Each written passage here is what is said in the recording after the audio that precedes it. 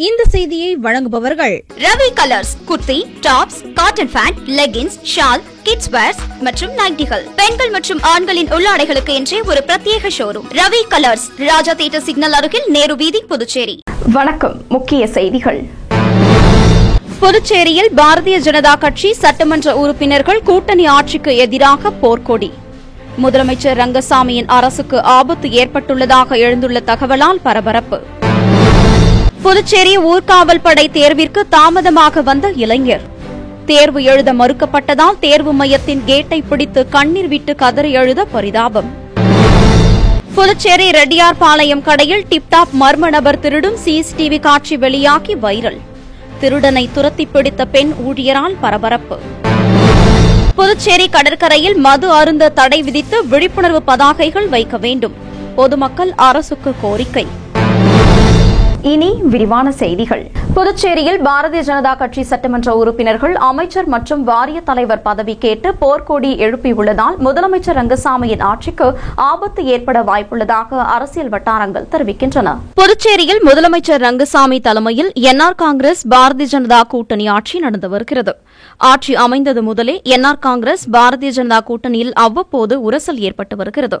முதலமைச்சர் ரங்கசாமி மீது பாரதிய ஜனதா கட்சி சட்டமன்ற உறுப்பினர்கள் சட்டசபையிலும் சட்டசபைக்கு வெளியிலும் பகிரங்கமாக பல்வேறு குற்றச்சாட்டுகளை தொடர்ந்து கூறி வருகின்றனர். புதிய மது ஆலைக்கு அனுமதி வழங்கியதில் ஊழல் நடந்திருப்பதாக சட்டசபையிலேயே பாரதிய ஜனதா கட்சி சட்டமன்ற உறுப்பினர்கள் குற்றம் சாட்டினர். அதோடு எதிர்க்கட்சி சட்டமன்ற உறுப்பினர்களுக்கு அளிக்கப்படும் முக்கியத்துவத்தை தங்களுக்கு முதலமைச்சர் அளிப்பதில்லை என்றும் புகார் செய்தனர். இந்நிலையில் பாராளுமன்ற தேர்தலில் என்ஆர் காங்கிரஸ் பாரதிய ஜனதா கூட்டணி சார்பில் பாரதிய ஜனதா கட்சி அமைச்சர் நமச்சிவாயம் போட்டியிட்டு தோல்வியடைந்தார்.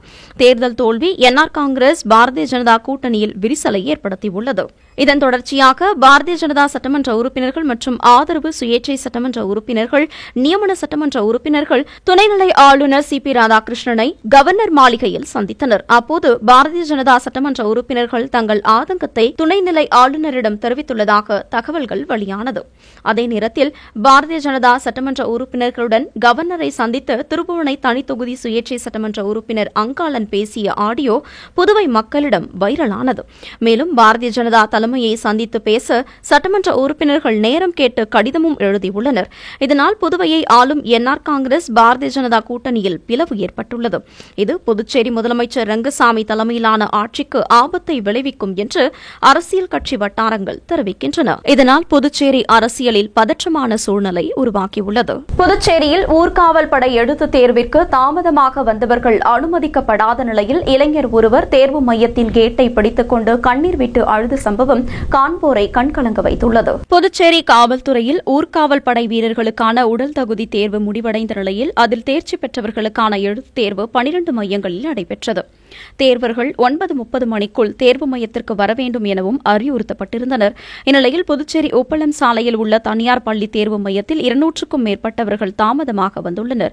ஆனால் நேரம் முடிந்துவிட்டதாக கூறி தேர்வு மையம் நுழைவு வாயில் மூடப்பட்டது. தேர்வு எழுத தாமதமாக வந்தவர்களில் ஒரு இளைஞர் மேலும் போக்குவரத்து நெரிசலாலேயே காலதாமதம் ஏற்பட்டது என்று கெஞ்சி மன்றாடியுள்ளார். இருந்தும் தேர்வு அறைக்குள் அனுமதி மறுக்கப்பட்டது.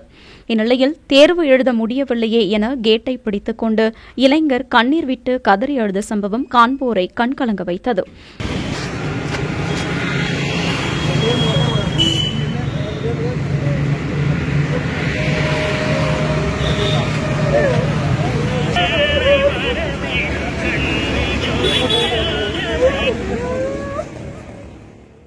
மேலும் தேர்வு எழுத அனுமதி மறுக்கப்பட்டதால் விரக்தியடைந்த தேர்வர்கள் சிலர் தேர்வு எழுத முடியவில்லையே, நமது கனவும் நிறைவேறவில்லையே என்ற விரக்தியில் தேர்வுகளுக்கு கொண்டு வந்திருந்த நுழைவு சீட்டு மற்றும் ஆதார் அட்டைகளை சாலையில் வீசிவிட்டு வருத்தத்துடன் திரும்பி சென்றனர். புதுச்சேரி ரெட்டியார்பாளையத்தில் உள்ள தனியார் கடையில் டிப்டாப் இளைஞர் திருடும் காட்சிகள் வெளியாகியுள்ள நிலையில் காவல்துறையினர் மர்ம நபரை தேடி வருகின்றனர். புதுச்சேரி ரெட்டியார்பாளையத்தில் தனியார் உலர் பருப்புகள் மொத்த விற்பனை கடை உள்ளது. இந்த கடைக்கு பொருட்கள் வாங்க வந்த டிப்டாப் டிப்டாப் இளைஞர் ஒருவர் பொருட்களை வாங்கிக் கொண்டு பணம் கொடுத்துவிட்டு சில்லறையை வாங்கும் சாக்கில் அவர் அருகில் இருந்த 1 கிலோ மதிப்புள்ள பாதாம் பருப்பு பாக்கெட்டை எடுத்து பையில் வைத்துக் கொண்டு அங்கிருந்து புறப்பட்டு செல்லும்போது அவர் மீது சந்தேகமடைந்த கடையின் பெண் ஊழியர் சிசிடிவி காட்சிகளை தனது மொபைல் போனில் பார்க்கும்போது அந்த இளைஞர் திருடுவது தெரியவந்ததை அடுத்து கடையை விட்டு வெளியேறிய இளைஞரை கண்ணிமைக்கும் நேரத்தில் மடக்கி பிடிக்க முயன்றார். இருந்தும் அந்த இளைஞரை பிடிக்க முடியாமல் போகவே கடையில் வாங்கிய பொருட்களை கையோடு பெண் ஊழியர் எடுத்து வந்துவிட்டார்.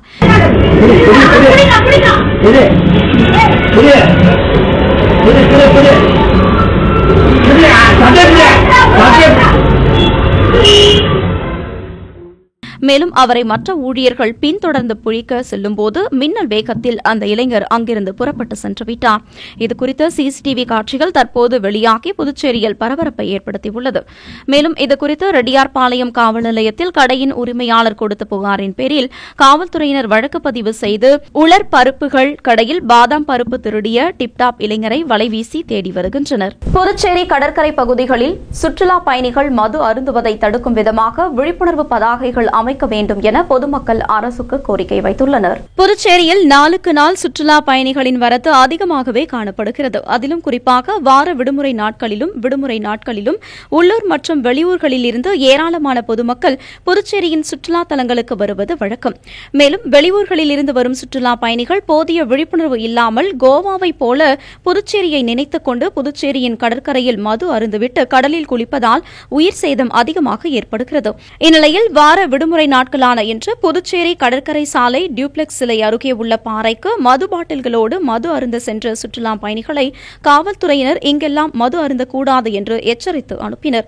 எனவே புதுச்சேரி கடற்கரை சாலையில் மது போதையில் கடலில் இறங்கி குளிக்கும்போது உயிர் சேதம் ஏற்படும் அபாயத்தை தடுக்கும் விதமாக சுற்றுலா பயணிகள் இங்கு மது அருந்தக்கூடாது என்ற விழிப்புணர்வு பதாகைகளை கடற்கரை சாலைகளில் வைக்க வேண்டும் என்று பொதுமக்கள் சமூக ஆர்வலர்கள் அரசுக்கு கோரிக்கை வைத்துள்ளனர். புதுச்சேரி பாரதிய ஜனதா கட்சி சட்டமன்ற உறுப்பினர்கள் தங்களுக்கு துப்பாக்கி ஏந்திய காவல்துறையினரின் பாதுகாப்பு வேண்டும் என காவல்துறை தலைமை இயக்குநரிடம் தனித்தனியாக கடிதம் அளித்துள்ளனர். புதுச்சேரியில் சட்டமன்றத்திற்கு மக்களால் தேர்ந்தெடுக்கப்பட்ட 30 சட்டமன்ற உறுப்பினர்களும் 3 நியமன சட்டமன்ற உறுப்பினர்களும் என மொத்தம் 33 சட்டமன்ற உறுப்பினர்கள் உள்ளனர். இவர்களில் ஆளுங்கட்சி எதிர்க்கட்சி என பெரும்பாலான சட்டமன்ற உறுப்பினர்களுக்கு துப்பாக்கி ஏந்திய காவல்துறையினர் பாதுகாப்பு அளிக்கப்பட்டுள்ளது. 2 ஷிப்ட் அடிப்படையில் காவல்துறையினர் துப்பாக்கியுடன் 24 மணி நேரமும் சட்டமன்ற உறுப்பினர்களுக்கு பாதுகாப்பாக பணியில் உள்ளனர். கட்சி நீட்சி, அரசு விழா, தொகுதி மக்களின் திருமணம், காதணி விழா என அனைத்திற்கும் துப்பாக்கி ஏந்திய காவல்துறையினருடனே சட்டமன்ற உறுப்பினர்கள் வலம் வருகின்றனர். இவர்களில் பாரதிய ஜனதா கட்சி நியமன சட்டமன்ற உறுப்பினர்கள் அசோக் பாபு, வெங்கடேசன் மற்றும் ஆதரவு சுயேட்சை சட்டமன்ற உறுப்பினர் சிவசங்கர் ஆகியோருக்கு காவல்துறை பாதுகாப்பு அளிக்கப்படவில்லை. தங்களுக்கும் துப்பாக்கி ஏந்திய காவல்துறையினரின் பாதுகாப்பு வேண்டும் என கேட்டு இந்த 3 சட்டமன்ற உறுப்பினர்களும் காவல்துறை தலைமை இயக்குநர் அலுவலகத்தில் தனித்தனியாக கடிதம் அளித்துள்ளனர். புதுச்சேரி பழைய துறைமுகத்தில் 4,44,00,000 ரூபாய் மதிப்பீட்டில் அமைக்கப்பட்டுள்ள புதிய பொழுதுபோக்கு மையம் விரைவில் திறப்பு விழா நடத்தப்பட்டு பொதுமக்களின் பயன்பாட்டிற்கு வரவுள்ளதாக தகவல்கள் வெளியாகியுள்ளது. பிரெஞ்சு ஆட்சி காலத்தில் கப்பல்கள் மூலம் புதுச்சேரியில் வர்த்தகம் நடந்தது. வெளிநாடுகளிலிருந்து கப்பலில் வரும் சரக்குகள் பழைய துறைமுகத்தில் உள்ள குடோன்களில் வைத்து சரக்கு ரயில்கள் மூலம் நாட்டின் பல பகுதிகளுக்கு அனுப்பி வைக்கப்பட்டு வந்தது. கப்பல் போக்குவரத்து நிறுத்தப்பட்ட பின்பு துறைமுக வளாகத்தில் இருந்த குடோன்கள் பயனற்று கிடந்தது. இந்நிலையில் சுற்றுலாத்துறை மூலம் 3 கோடி ரூபாய் மதிப்பில் குடோன்களை குளுகுளு வசதியுடன் கூடிய கன்வென்ஷன் சென்டராக மாற்றப்பட்டது. கடந்த 2021ஆம் ஆண்டு பணிகள் முடிந்தும் அதில் ஒரு நிகழ்ச்சி கூட நடத்தப்படவில்லை. இந்நிலையில் கன்வென்ஷன் சென்டர் அருகிலேயே 4,44,00,000 ரூபாய் மதிப்பில் நகர பொழுதுபோக்கு மையம் கட்டும் பணி கடந்த 2022ஆம் ஆண்டு துவங்கியது. இசை நிகழ்ச்சிகள் நடந்தும் வகையில் ஓபன் ஆம்னி தியேட்டர் வடிவில் பொழுதுபோக்கு மையம் அமைக்கப்பட்டு முடிந்துள்ளது. விரைவில் இந்த பொழுதுபோக்கு மையம் திறப்பு விழா காணப்பட உள்ளதாகவும் பொதுமக்களின் பயன்பாட்டிற்கு வரவுள்ளதாகவும் தகவல்கள் வெளியாகியுள்ளது. புதுச்சேரியின் மாநில கட்சியாக நாம் தமிழர் கட்சி அங்கீகாரம் பெற்றதையொட்டி நாடாளுமன்ற வேட்பாளர் மேனகா கட்சியின் தலைமை ஒருங்கிணைப்பாளர் சீமானை சந்தித்து தனது வாழ்த்துக்களை பகிர்ந்து கொண்டார். நாடாளுமன்ற தேர்தல் 2024 தமிழ்நாடு புதுச்சேரி மாநிலத்தில் நாம் தமிழர் கட்சி 8.10 விழுக்காடு வாக்கினை பெற்று தேர்தல் துறையினரால் அங்கீகரிக்கப்பட்ட மாநில கட்சியாக நாம் தமிழர் அங்கீகாரம் பெற்றது. நாம் தமிழர் கட்சி உறவுகளிடம் மிகப்பெரிய மகிழ்ச்சியையும் வலிமையையும் ஏற்படுத்தியுள்ளது. நாம் தமிழர் கட்சி அங்கீகரிக்கப்பட்ட மாநில கட்சியாக முதலில் விக்கிரவாண்டியில் நடைபெறும் தேர்தலில் போட்டியிடுகின்றது. விக்கிரவாண்டி வேட்பாளராக மருத்துவர் அபிநயாவை அறிவித்து விக்கிரவாண்டி சட்டமன்ற தொகுதி இடைத்தேர்தலில் நாம் தமிழர் கட்சியின் தலைமை ஒருங்கிணைப்பாளர் சீமான் சூறாவளி தேர்தல் பரப்புரை செய்து வருகிறார். நாடாளுமன்ற தேர்தலில் நாம் தமிழர் கட்சி புதுச்சேரி மாநிலத்தில் 3வது இடம் பெற்றதினையும் நாம் தமிழர் கட்சி அங்கீகரிக்கப்பட்ட மாநில கட்சியாக தேர்தல் துறை அறிவித்துள்ளதினை புதுச்சேரி நாடாளுமன்ற தேர்தல் களத்தில் வேட்பாளராக களமாடிய மருத்துவர் மேனகா தேர்தல் பரப்புரையில் பங்கேற்று வரும் நாம் தமிழர் கட்சியின் தலைமை ஒருங்கிணைப்பாளர் சீமானை நேரில் சந்தித்து தனது மகிழ்ச்சியையும் வாழ்த்துக்களையும் பகிர்ந்து கொண்டார். இந்நிகழ்ச்சியின் போது நாம் தமிழர் கட்சி நிர்மல் சிங், பிரகாஷ், ரமேஷ் ஆகியோர் உடனிருந்தனர். புதுச்சேரியின் முக்கிய சுற்றுலா தலமான காந்தி சிலை அருகே கம்பீரமாய் நிற்கும் செஞ்சி தூண்களின் கலை வடிவமைப்புகள் காண்போரை வியப்பில் ஆழ்த்துகிறது. புதுச்சேரி கடற்கரை சாலை காந்தி சிலையை சுற்றிலும் 30 அடி உயரத்தில் 8 தூண்கள் பிரம்மாண்டமாக உயர்ந்து நிற்கின்றன. அவைதான் செஞ்சி தூண்கள் என்று அழைக்கப்படுகிறது. இதன் பின்னணியில் ஒரு வெற்றி சரித்திரம் புதைந்துள்ளது. புதுச்சேரி பிரெஞ்சு கவர்னர் துய்ப்ளோக்ஸ் ஆட்சி காலத்தில் செஞ்சிக்கோட்டை கைப்பற்றினார். அப்போது அங்கிருந்த கலைநயமிக்க சிலைகள், பிரம்மாண்ட தூண்கள் புதுச்சேரி நினைவு சின்னமாக கொண்டு வந்தனர். அப்படி கொண்டு வந்தவைதான் இந்த செஞ்சி தூண்கள். இன்றைக்கு காந்தி சிலையை சுற்றிலும் நின்று அழகு சேர்க்கின்றன. தூண்களில் கீழ் இருந்து மேலே செல்ல செல்ல மலர்கள், தெய்வ உருவங்கள், விலங்குகள், ஆடல் மகளிர், வீரர்கள் என்று பல சிற்ப வேலைகள் நுட்பமாக காணப்படுகிறது. தூணின் உச்சியில் தாமரை வடிவம் தூணிற்கு மேலும் அழகை கூட்டுகிறது.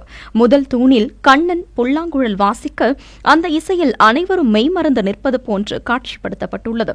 மற்றொரு தூணில் திருமால் ஒரு கையில் சங்கும் மற்றொரு கையில் சக்கரமும் ஏந்திய நிலையில் காட்சியளிக்கிறார்.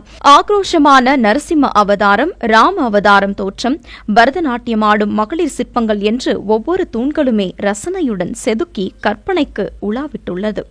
இவை அனைத்துமே விஜயநகர நாயக்கர் காலத்து கலைப்பாணியில் வடிவமைக்கப்பட்டுள்ளது. இங்குள்ள 8 தூண்களில் 6வது தூணுக்கு கீழ் கல்வெட்டு செய்தி பளிச்சிடுகிறது. அதில் கடந்த 1864 ஆண்டு வரும் அக்டோபர் மாதம் முசே போந்தோம் எனும் கவர்னர் தலைமையில் முசே லெமரோல் எனும் தலைமை பொறியாளர் முயற்சியில் புதுச்சேரி துறைமுகத்தை அழகுபடுத்த இந்த தூண்களை பிரெஞ்சியர்கள் வைத்துள்ளனர்.